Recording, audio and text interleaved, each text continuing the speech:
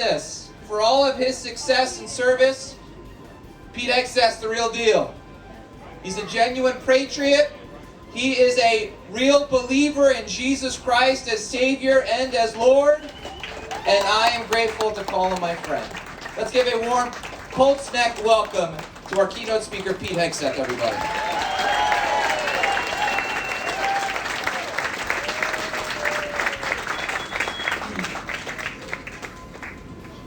Ladies and gentlemen, he'll never do it for himself. Pastor Chris, please. The man who makes this evening happen. Our leader. So grateful for you, for what Colts Neck Community Church stands for. In an era of lies, you speak truth.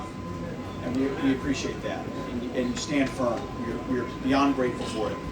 I can't help but reflect tonight, just for a moment, on a year ago tonight, when we held this very same event. It was, what was it, November 7th, 8th, whatever night. There had just been a Tuesday before that. And I was on the road for Fox and Friends, where, because we were doing events at diners, talking to voters, I got COVID. And so I called up Pastor Chris and I said, Pastor, I really want to be there for the event, but I don't know how I'm going to make it. I can't go. And I said, he said, maybe we can still make it work. And so my wife and I drove up around the back in our car, and we slung a microphone through the window shield and turned on our lights and spoke in our car last year looking into the tent. I don't know how many of you were here, the few and the proud. But I said, that's not going to cut it. We got to do it one more time for real. With people. So I'm so very grateful to be here. This is truly what patriotism looks like. This is what honoring vets and those who can't be here looks like. This is what every community should rally to do, in gratitude for the people who put the uniform on with a willingness to give everything for our country. And it is Veterans Day, and we thank everyone who put the uniform on, to include the families who serve alongside them here at home, who quite often don't get the recognition they deserve, who serve in silence, who serve without information, who serve, they're at home cooking the meals or bring the kids to school and checking the mail, checking their email, mowing the lawn, have no idea what's going on thousands of miles away. I can tell you this, as someone who's been there, it sounds weird, but it's a lot easier to be the one there, knowing what's going on right in front of you every single day, than it is to be the husband or the wife or the mother or the father or the grandmother or the grandfather here at home with no information and a 24-hour news cycle.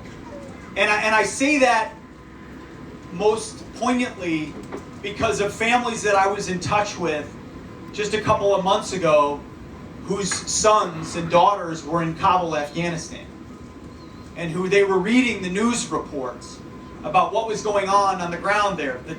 The Taliban were the outer perimeter of their security. They knew they were working desperately 24 hours a day to save every American possible out of that country. Every Afghan ally they could, on their knees in prayer. And all you can do is follow the news. And then that tragic news came through of the 13 men and women, brave Marines and soldiers who gave the last full measure for all of us, and for people they didn't even know. For a perimeter they knew was compromised. For a threat they knew existed. They stood there on a wall, on a concertina wall, with a mission that had effectively been abandoned, put in a completely compromised and vulnerable position. And they reached over that wall and grabbed babies and kids and families, because their charge as soldiers and Marines was to leave no man behind. And they said, I'll be damned if I don't do everything I can, including risking myself, to make that mission happen. And I know I'm like you. I think about those 13. They were mentioned already tonight. Those 13 who were there to the very end. God bless them. God bless their families. And their families were watching that at the same time. And don't tell me their families didn't serve just as much as they did, understanding the threat that they were facing. So I come at this Veterans Day, and I know I'm going to come at this next Memorial Day with a heavy heart, with how things ended in Afghanistan. Just like I had a heavy heart with how things ended in Iraq. I'll never forget watching the black flag of ISIS fly over towns that I had served in, whether it was Samarra, it was other towns like Ramadi and Fallujah. It has a cratering effect on your soul, to feel like I fought for that ground. I relate to Vietnam vets very much so in that way. You fought for that ground and then you watched it be given away. And I remember getting on a phone call with my first sergeant, our brigade commander, a few other guys after those black flags flew in Iraq. And we got on a conference call and said, what can we do? Like, can we round up some dudes, go over there and do something about it? Because this can't stand. We lost brothers in that dirt for a mission we believed in because we were defending the freedoms in this great country. We have to do something. It became clear quickly after trying to work through it that Teddy Roosevelt's Rough Riders weren't going to happen. In 2013, it was probably more therapeutic than anything else for us to talk it through, considering the men that we had lost. But that's the same feeling a lot of vets are dealing with right now watching Afghanistan. It's not because they believe that the men that they served with died in vain, or that their mission died in vain, but they believe that the legacy of what they served for really does matter. How our country follows through on the things we commit to really does matter. For those who wore the uniform, for the families that stood behind them, for the allies that stood with us, for our allies on the ground who we told we wouldn't leave behind. That all matters. It might be a punchline for a pundit, or a policy, or a campaign line for a politician. But if you've been over there with stripes on your arm and that flag on your shoulder, you get it. You get why that legacy matters and why that service very much matters. So even though it's Veterans Day, I dwell a lot on the people that didn't come home. And I had a chance to be in Morristown today, this morning, at Westminster Presbyterian Church. And I've always been a Baptist guy myself. Never thought the Presbyterians really had the fire in the belly. I'm telling you, those Presbyterians brought it. Pastor Joe over there described himself as a Genghis Khan patriot. Whoa. He's like, kill the bad guys and let God sort them out. He was my kind of guy. Right? But it was called the Field of Flags ceremony. And it was so powerful, just like here, just like being in this tent with all of you. There was a field of 7,054 flags. And it was every service member who had been killed in Iraq and Afghanistan since 9/11. You kind of look at it, the whole field. And the number is actually 753. They put 54 for those who took their lives or lost their lives when they came home, as a representative of the post-traumatic stress and the TBI and the things that the demons that carry that men and women carry home when they come home. And Commander, you talked about the ultimate sacrifice at that event, and so he's hearing a lot of this for the second time today. Forgive me. But he talked about the ultimate sacrifice, and when I looked out on that field, or you look out at any cemetery, military cemetery, the ultimate sacrifice is not just what they gave in that moment on the battlefield. It's the futures that they gave up. They'll never get married, many of them. These are kids, boys, men, but young. Never get married. Never see the birth of their first child, or second child, or third child. Never see a baptism. First day of school. Graduation. Weddings. Thanksgivings. Christmas morning. The things that we all get to experience that I know as a father, I absolutely cherish. We have to reflect and remind the next generation of what that ultimate sacrifice really, really represents. It's a life of free men, of free women, who had a choice in their life of how they wanted to chart their life. and they chose to write a check in full for the price of their life for the country they loved. That, my friends, is what makes America the most exceptional nation in human history. Men and women who would fight afar, not because they hate what's in front of them, not because they hate the enemy, but because they love what's behind them, because they believe in this symbol. They believe in the American experiment. Because, there's a lot of haters in American culture, American media, and American politics today. And you know what they don't understand? They are utterly ignorant of human history. Ignorant. If you understand human history, you know that the American Republic is the most free, most just, most tolerant, most prosperous, most diverse country in world history. This was an experiment, a republic given to us by our founders if we can keep it. There's absolutely nothing inevitable about this country and its greatness. As Ronald Reagan said, you don't pass it to the next generation in the bloodstream. You have to fight for it in every single generation. Veterans understand that firsthand, but all of you, whether you're a veteran or not, are here because you're a patriot, and you realize that that fight for freedom is right here at home on the front lines in our country to this very moment, in our churches, on our social media, in our communities, in our classrooms. It is on us to finish the final measure of the fight for freedom.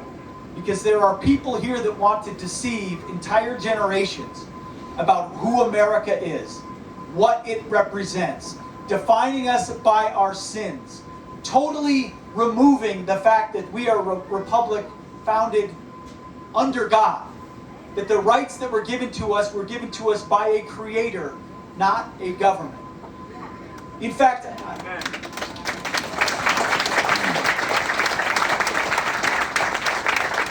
if you look at every single thing that folks want to change about our country, it always starts with removing Jesus Christ and removing God.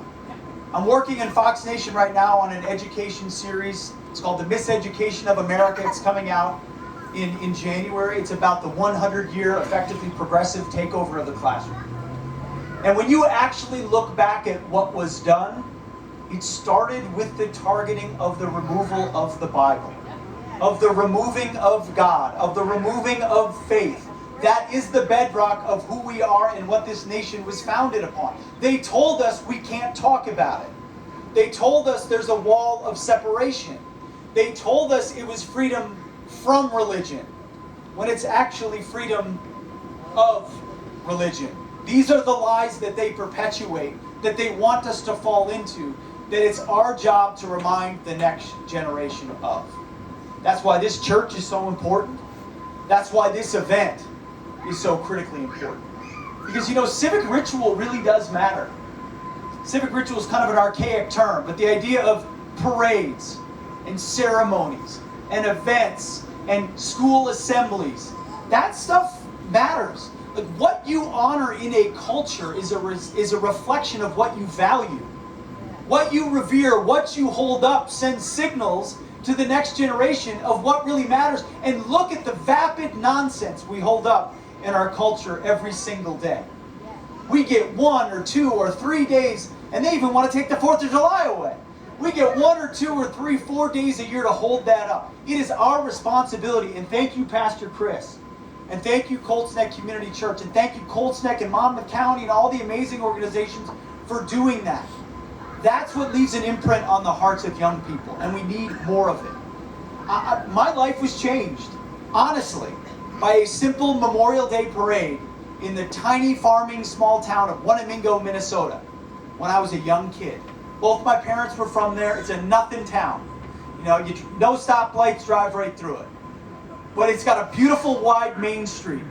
It's got about 300, 400, 500 people.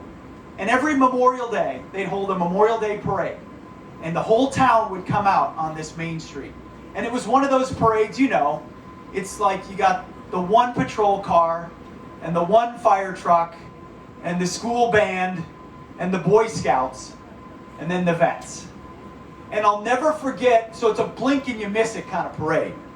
And I'll never forget standing there and watching the town rocket to their feet as the veterans walked down the road. And it was the World War II vets, and then the Korean War vets, and then the Vietnam vets, and then the Gulf War vets who had just came home. That was around my era. They still fit in their uniforms. But that whole town stood up and applauded and saluted these men and women walking down that town road. And then, of course, because it was Memorial Day, the point wasn't about vets. We went down to the Memorial Park and memorialized the people that never came home, said a prayer, honored them. And I don't know when the light bulb went off exactly, but year after year after year watching that, the reverence that town had for those men, it just kind of soaked in. Like, that's really cool. Clearly what these men did is worthy of honor. And they did something special. Maybe I could do something like that someday. I'd like to serve my country too. That looks meaningful to me. I mean, my parents were patriots, but they weren't in the military. They weren't overtly political. They took us to church. I was a public school kid. There was nothing special about my upbringing. But that kind of civic ritual, it left an imprint on me. And suddenly I'm in college and I'm like, I think I want to do that ROTC thing. And I think that's something I need to follow through on. Those things are truly, truly important for the next generation. Find the place where you can bring your kids and your grandkids to those events. Encourage them to do that. Encourage them to watch that because it does leave a mark, and hopefully a mark for a lifetime. I also want to mention something. I do it every time, and I think it's a worthy thing to do considering all they've been through and what we got as a result. I get told all the time, thank you for your service. And I sincerely appreciate it. I do. I get it way more than I should because I'm one of the few vets on television talking about it. So I get it all the time. I wish every guy I served with could hear it as often as I do. They deserve it way more than I do. But every time I hear it, I appreciate it because it comes from someone who's grateful. Whether they served or not, they understand the importance of service, and so I appreciate that. But I also always point out the first people that thanked me for my service when I came home, because we came home, especially from Iraq, from a controversial war.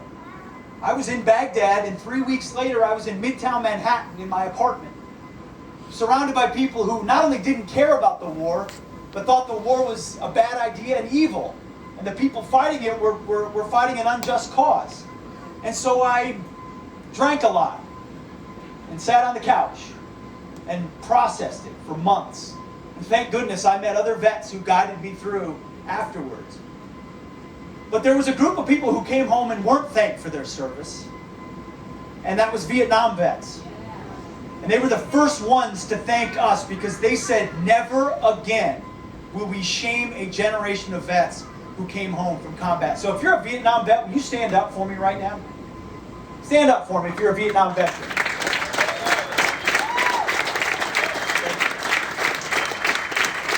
Thank you all. You didn't hear it then. I hope you hear it a lot more now. And we mean it. Thank you for your service and welcome home. Because you did make a commitment to our generation. That would never happen. That sin of that treatment to vets. So say what you want about the wars, say what you want about the results. And I don't like separating the vet from their mission because the mission matters to the vet. But at the very same, I'm grateful to them for the way in which they embraced a new generation of veterans. It has been hard though to process those final moments of a conflict. And this is a different sort of Veterans Day because it's not that we won't have more veterans. People who served in combat or not in combat are veterans, and we mean that sincerely. If you sign up to serve this nation, whether you saw combat or not, you're a veteran of our military because you were willing to serve. But the fact that the war in Afghanistan, as long as it went on, ended the way that it did, the shameful way that it ended, has a lot of people reflecting on service a lot. And I think it's going to divert a lot of eyes away from service, and I was talking to the folks from AUSA who were saying our job's going to get more difficult because a lot of people they'd already forgotten mostly about the war. But with wars past, we forget about the warrior, we forget about the vets as they come home, we kind of move on to other things. One thing to consider within that is our enemy has not forgotten about us. We can wish away a war, we can wish away an enemy, but those enemies are not gone. Whether it's radical Islamists who still seek our destruction, who now have $85 billion of our equipment, who now have an entire terror army, who have a biometric list of the people that worked with us, who now believe that America is a paper tiger that will run away from conflicts when necessary. We have enemies that still seek our destruction. We have enemies in the communist Chinese who have global ambitions we can't even contemplate. Who have I have a friend who works in the Pentagon who's a part of military exercises they do there. He's written about this. He said, America has a perfect record in military exercises. You know, they call them tabletop exercises or exercises against the communist Chinese. A perfect record in the last 10 years of simulations. We've lost every single one. The reality is we have a military mostly oriented toward the wars that we fought in the past. The communist Chinese are building a military they believe can defeat the United States of America. They've stolen all of our technology. I mean, they don't have free markets and free enterprise. They don't make anything themselves. They steal it from us. If we don't live in history, if we don't produce young people willing to take on those threats, history is not over. Evil has not ceased from this earth. Human nature still exists. Power and ambition still exist. And the only thing in the last 240 years effectively standing athwart that has been the free people and the free republic of the United States of America. There's absolutely nothing inevitable about who we are and what we represent. Most of human history has not been free. 99% of people who've ever walked on this earth have lived under kings or theocrats or dictators, warlords. That's how most people have lived, as serfs, as commoners. We get to live as liberated citizens. How we chart our course will determine the course of the free world. That is our charge and that is our responsibility. I know this entire tent understands that. We came here to honor those vets who understand that. We're grateful for that recognition. But my goodness, in our churches, in our classrooms, and in our homes, it is our job to foster that next generation. I used to say, you know, I love the World War II generation. I believe we have a 100-year-old World War II veteran over in the corner as well.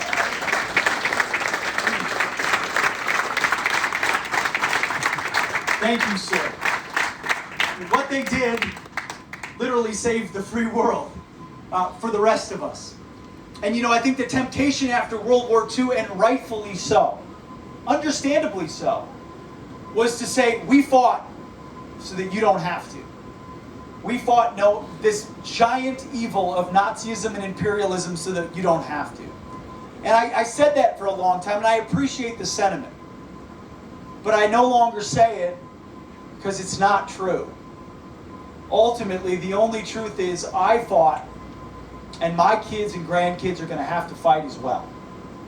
That comes with freedom. The eternal vigilance is the cost of freedom. Every generation will have to be prepared and willing to stand up. So tonight we honor all of you who answered that call, and we are grateful for that. Tonight we honor this amazing country that we were gifted by our forefathers. Tonight we honor our Lord and Savior, without whom we would have none of this, and without whom none of us would know what our purpose is or where our salvation lies. We know what really matters in this world, but we also look forward to doing everything we can to fostering a future generation that will sit in these chairs 75 years from now in front of this church proclaiming America still the most free, most powerful, most prosperous country on earth. May we create that future. God bless you all. Thank you so much.